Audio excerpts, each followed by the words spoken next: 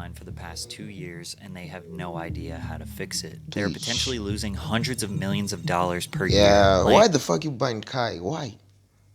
Off hundreds of employees, banning some of their most important creators, implementing useless features, and are constantly proving how little they know or care about the live streaming community. Twitch has been the biggest live streaming platform for the better part of a decade, but there is some competition on the horizon. Who streams on Facebook? It wouldn't take much for YouTube to put Twitch out of their misery. It's very likely that their collapse will come from their own self-sabotage. First and foremost, Twitch's financial stability is confusing, and although they reported $2.8 billion in revenue in 2022, it's unclear how much of that, if any, was profit. However, there are a lot of implications that suggest the company is struggling to be in the green. Twitch's 4 ways of making money are through subscribers, who pay $5 a month to get an ad-free experience, as well as other small benefits. In-app purchases, which include bits, a digital currency that users can purchase to donate to streamers. Partnerships with brands and sponsors, and of course, the number one, advertising. We don't know how many total paid subscribers there are on Twitch. I did find this metric from Stream Hatchet that says in April of 2021,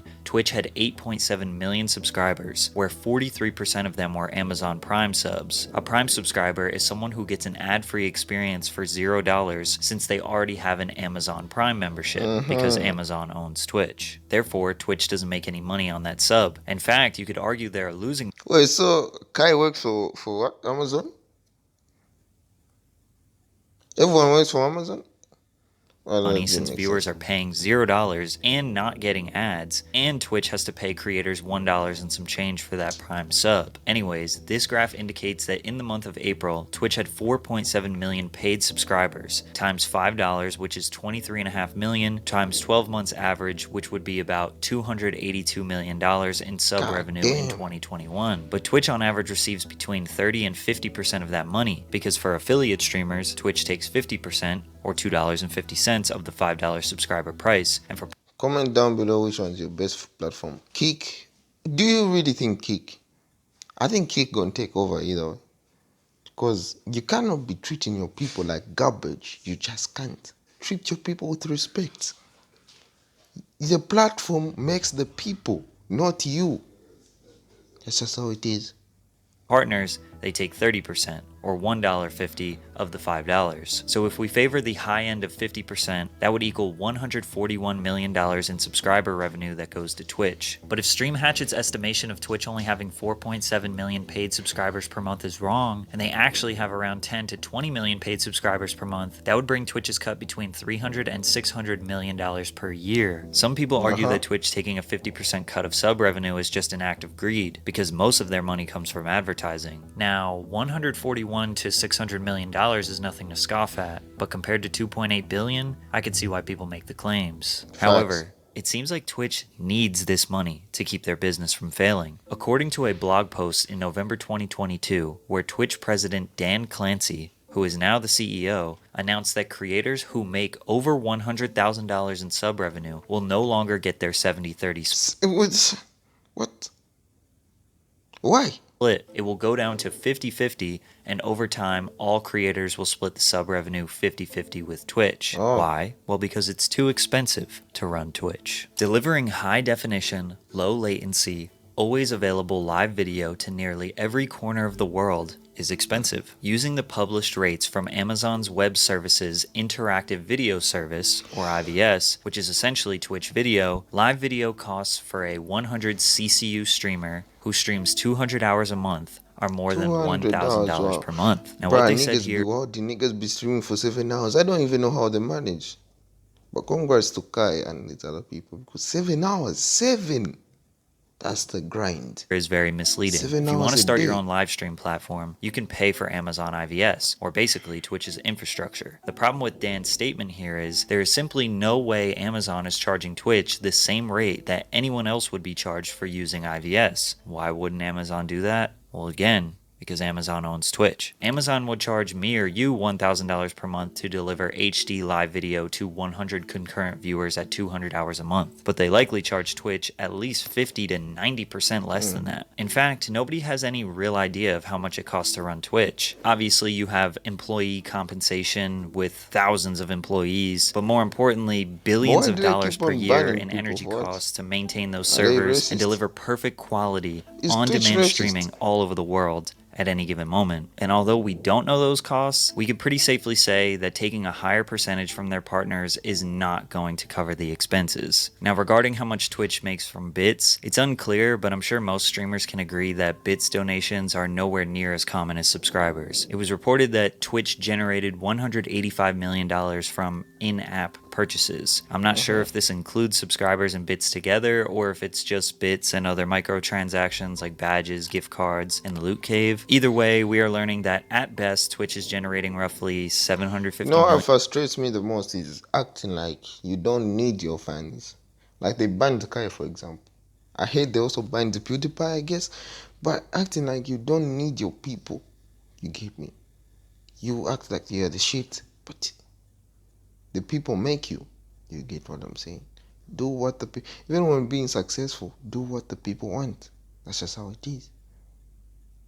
I don't know what power does to people. Same as governments. They get into the governments, they change up. But they forget they're supposed to be working for the people. Work for the people. Why are you banning a guy? What? Kai is the least controversial person you'll ever see. From subs and in-app purchases, or at worst $185 million.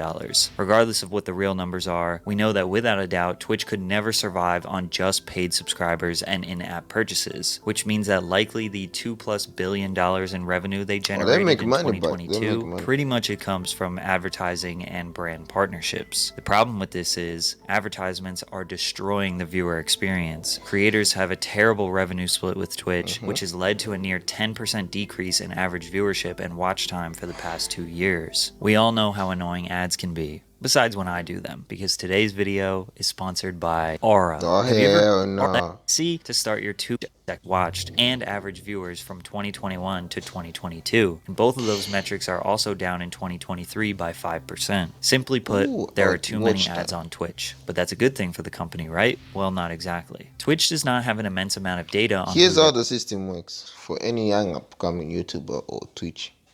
From what I've seen from Twitch, if you have more watch time, or if you stream 7 hours a day, if you stream long enough, it's about the time you're more likely to make it. YouTube, there's a perception whereby if you have more videos out here, you're more likely to make it, which is not actually the truth. I think if you market better, that's all of YouTube. But with Twitch, it's like the more hours you stream, the more likely that's your grind. So you have to compete with people like XUC Kai who stream for 7 hours a day. They do this shit. They live this life. They really live this life. I'm like, God damn, 7 hours? But, bruh, that's what it takes to be on top. viewers are, because there isn't a whole lot to do on the platform to track it. Think about YouTube, TikTok, and Instagram. In just a few minutes, you will be exposed to a large variety of different niches, and you are actively pressing the like button or stopping to engage with the content. The amount of specific information you give about yourself without realizing is just data that gets organized and used to sell targeted ads to you. Because of my Instagram habits, the app knows that I like men's streetwear and accessories, skateboarding, modern furniture, rap music, and golf. Facts. So they can send me ads related to those things. I like looking at big bums on Instagram. When I'm on Instagram, that's what I look at. Why is Instagram for? It's big, fat, juicy. You know what I'm saying? Why is Instagram for? What the hell is Instagram for either way? Why is it for? It's meant for nothing. But just Instagram bots and seeing no community guidelines whatsoever. Twitch knows about me is that I watch I'm Dante a lot, and that he's my favorite streamer. So they could maybe guess what The crazy part is that one day I literally just downloaded Twitch to watch Kai because he was doing the subathon. 30 days streaming, that's crazy. See, that's what it takes to be successful. You think that's crazy, I can't do it. But that's the reason he's successful. So there's something he's doing and you're not doing. Damn. might be interested in based on what they think I'm Dante's viewers like. And because of this, most advertisers don't feel comfortable using Twitch because they don't know if they are truly selling to their target audience. Are you drinking water? When you advertise on YouTube, a brand like Pampers can target as specific as 28-year-old married They sell information. Okay, I women get that it. live in the eastern United States and are pregnant or just had their first child. Okay, And okay. YouTube can run ads so that mostly viewers who fit in that category will see those ads. If Pampers went to Twitch with that target audience in mind, they would simply not know where to run the ads. Yeah, The only facts, thing that facts. Twitch knows is that their audience is mostly men ages 13 to 35 who like video Younger. games. This eliminates a huge chunk of potential revenue because only a small amount of brands I want mean, to what about the hot tub? You can advertise bikinis, I think. The hot tub section. advertise to that audience. Energy drink brands, unhealthy snack brands, car brands, and other men's Tesla. lifestyle brands love advertising on Twitch, which leads to interesting sponsorships like QT Cinderella baking a cake on a live stream, but with a Manscaped partnership that says we Are you shaving balls but cooking chocolates? save balls on the screen. To make things worse for advertisers, every deal has to be a long conversation with the ad sales team at Twitch. Back and forth emails, phone calls, contracts, a process that takes forever. But any brand Facts. or individual can simply go to YouTube, click start advertising, and run a campaign without ever talking to anyone. Twitch will never be a real competitor if they don't figure out a way to get more reliable data on their users and create a programmatic ad system so brands can sell to their Do audience Twitch even like black people? Do they? G John.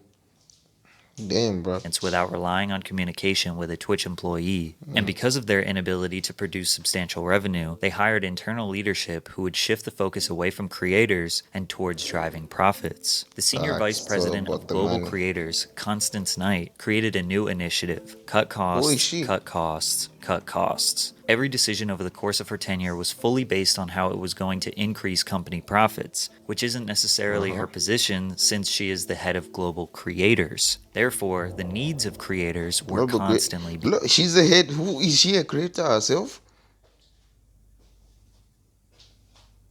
What does she know about creating? being ignored. In one specific example, Knight said that burnout was not a valid reason for creators to not meet contractual obligations. If you don't know, most of Twitch's top creators have contracts directly with the platform where they are being paid essentially a salary or hourly rate to stream exclusively on the platform. These contracts require them to stream anywhere from 70 to 100 hours per month, which is roughly 3 hours per day or 4 hours per day if you want the weekends hours per off. day. But the VP was not letting creators use burnout, or basically them being unmotivated to stream, slaves. as a valid excuse to not meet their monthly stream Slavery. requirements, which led to Twitch employees feeling like the company was losing its way. 12 Twitch employees had gone to HR or logged complaints with their superiors overnight. 5 had left the company citing Knight as a reason. Now, some of you watching could never be convinced that sitting at a computer and playing video games I also think if Kik wants to overdo Twitch, they have to come with their own stance.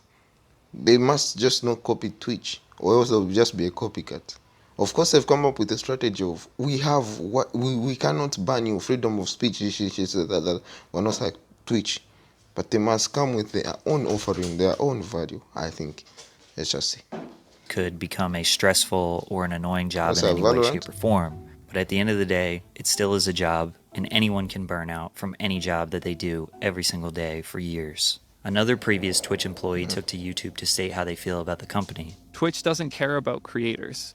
For Twitch a cares fact. about looking like they care about creators. Everything Twitch has done for the last 4 years has been with the goal of feeling like they understand and care.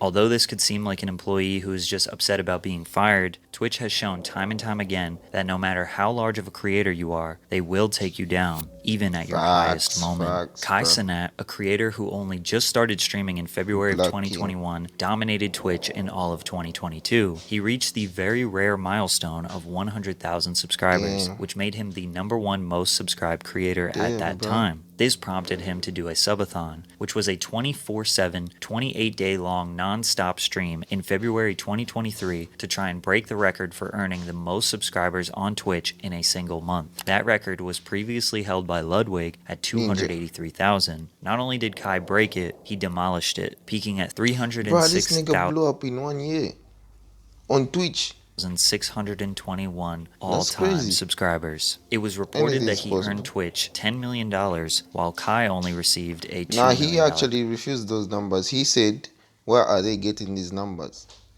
Twitch got 10 million, I got 4 million." The press will make anything look right. The press will actually make anything just out of anything. payout. These numbers were false, and Kai did not appreciate the narrative.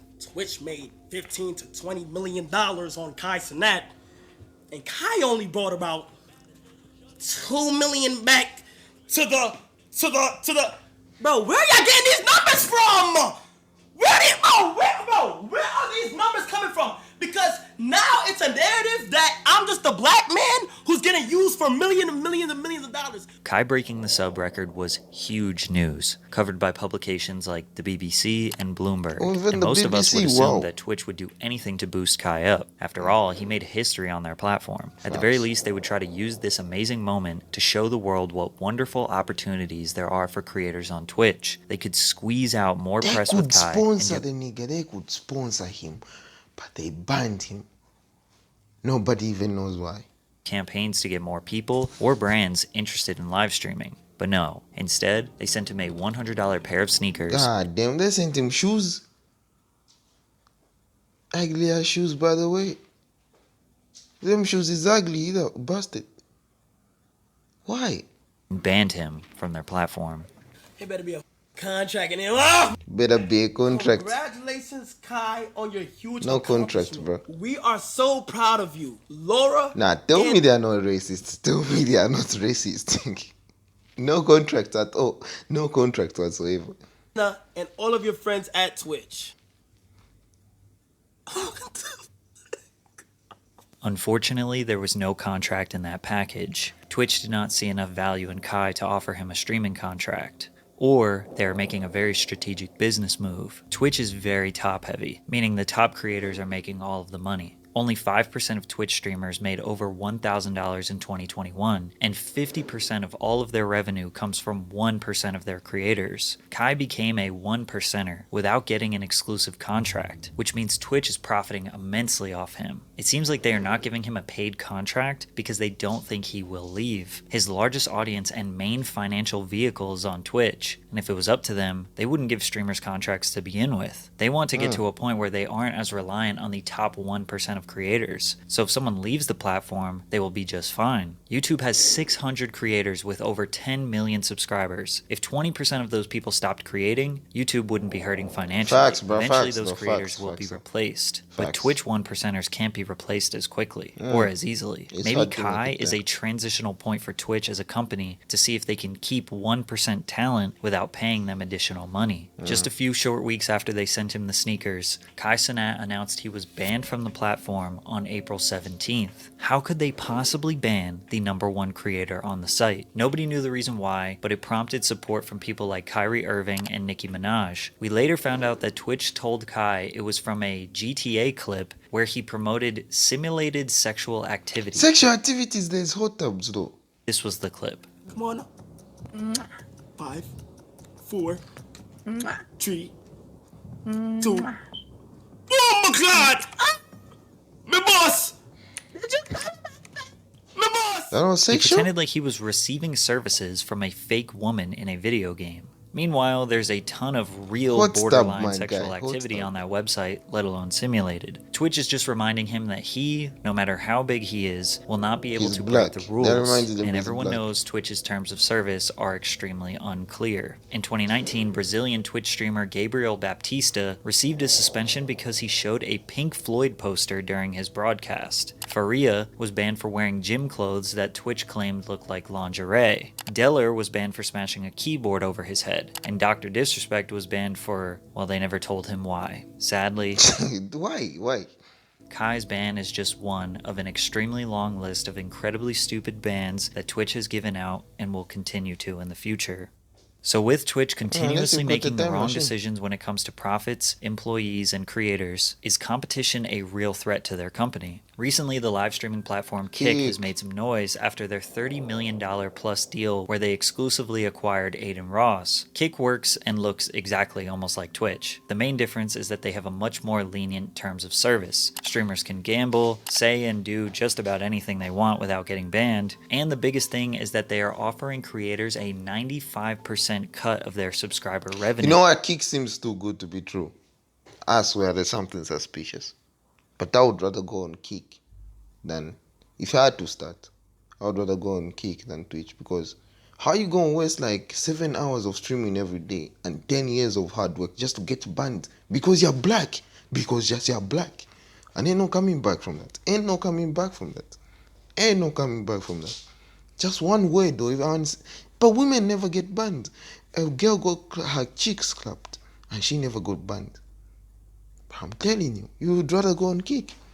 Jared FPS, a Kick streamer, highlighted his Kick earnings at $3,800 for 800 subscribers, which would be about $2,000 on Twitch. However, I don't think this is going to be enough to really compete with Twitch. Facts, Think they have about to come all up of the with- problems I highlighted in this video. Kick is going to have to deal with all of those same problems, but more importantly with advertisers, they will be targeting the same niche as Twitch, but with less censorship and more risque content. Advertisers will feel even less comfortable than they already do with Twitch. But the biggest problem is, Kick is built on Amazon IVS. Remember when Twitch said it was too expensive to run Twitch on IVS? Well, Kick uses the same infrastructure. The difference is, Kick is likely paying at least 20 to 50% more than Twitch is to keep their business operating. So in a way, no matter how successful Kick gets, they will be paying millions, if not billions, to Amazon, who could use that money to fund Twitch. Now, YouTube Gaming, or their live streaming sector, could very well be a threat. The worst part about YouTube is that the live streaming experience is just not as good. The chat is chaotic and hard to read. You can't look at chat logs, which makes it really hard to moderate. The raid feature is terrible. The discovery page for live streamers actually looks like they don't update it. And they lack many of the small features that make Twitch YouTube don't streaming give more a- dynamic and more fun. They don't Yet give- even with all of those downsides, YouTube still holds nearly 15% market share in the live streaming space. So why is YouTube a threat? It's very simple. YouTube has 2.5 billion monthly active users compared to Twitch's 140 million. YouTube has a strong and reliable ad revenue system, which generated $29 billion last year. YouTube Plus, is they are thinking offering rich. 70-30 splits for streamers. YouTube, And if you give build me a some following money, up as bro. a streamer on YouTube, you now have a whole YouTube channel that you can post regular videos on. You Facts, just built bro, yourself facts. 2 assets Live at one vol- time. Most facts. Twitch streamers have to post clips of their streams on YouTube in order to grow. And even still, the translation is not that great, and they end up being more popular on YouTube. If Yeah, YouTube just got facts, their facts. live streaming page to operate exactly like Twitch or Kick, which wouldn't really be that hard for them, it wouldn't make any sense for small streamers to use Twitch. 1% streamers like Hassan and XQC wouldn't immediately jump ship, or XQC actually blew up on maybe YouTube. never because they already have a huge following. At the same time, everybody has a price. Nobody thought Ludwig would switch platforms, but he did. So why hasn't YouTube tried to take over? Especially since I claim it'll be so easy for them. Maybe they just don't see live streaming as a worthwhile business investment. Think about everything I mentioned in this video. All the hurdles, all the expenses, all the bans, moderation, discoverability issues, creator contracts, advertiser uncertainty. Maybe YouTube thinks that live streaming will never be as profitable as video on demand, film, sports entertainment, and music streaming. Maybe live streaming will always be considered a niche subgenre of the entertainment industry. Until YouTube sees a bar packed full of people paying a $10 cover to watch Hassan debate Aiden Ross or Kai Cenat and 21 Savage react to Drake memes, they probably won't even bother. So what should Twitch do? Well, I they think with YouTube there is the copyright type of stuff. You can't play music well on YouTube; it will be copyrighted. I think. definitely need to figure out a middle Like ground. the way Kai dances to a lot of music, he would be copyrighted and he wouldn't make much money. Probably, maybe that's ads. They need advertisers to pay the bills, I see and we as Speed. viewers understand that. like Maybe a even with Speed, some videos you don't play because it's copyright. feature could be implemented that allows viewers to skip an ad or two just in case they pop up at a crucial time in the stream. Maybe even a feature that allows viewers to watch ads for a reward, or uninterrupted ad time when there's some downtime in somebody's stream. Kind of like how mobile games will allow you to watch an ad for a reward. Or you could exchange personal survey information for less ads. It's invasive, but hey, they're going to try to do that anyway. And after they improve their ad system, just keep the 70-30 revenue split with all creators, big or small. Most platforms provide a better split than that, so that's the least they can do. Yeah. Also, more clarity and consistency when it comes to streamer bans seems like a very fair ask. Just tell people why they were banned. In Facts, detail, bro, tell them. timestamp it, provide a clip. Every single time someone is banned, it should be the same process. What was she watching porn? Consistency when it What comes the- to streamer bans seems like a very fair ask. Just tell people why they were banned in detail. Timestamp it, provide a clip. No. Every single time someone is banned, it should be the same process. Most importantly, they need to improve discoverability for small/medium-sized Facts, creators. facts. Twitch streamers relying on YouTube or TikTok to gain a following is absolutely ludicrous. Twitch is way They too can just reliant on the switch. 1%ers, and they're way too reliant on other platforms. Ultimately, I want to see They Twitch don't give win, a fuck. and the streaming community wants to see them win as well. I think live streamers are incredibly underrated in terms of their entertainment value and ability to hold an audience for hours on end. But if they don't make these critical improvements, and YouTube just decides to invest $1 billion into making How YouTube about gaming Kick? a How about fierce Kick? How about competitor, Kick? I think Twitch could be on the verge of going out of business 5 to 10 years down the line. I think it's gonna fall. Kick. Hello, Kick.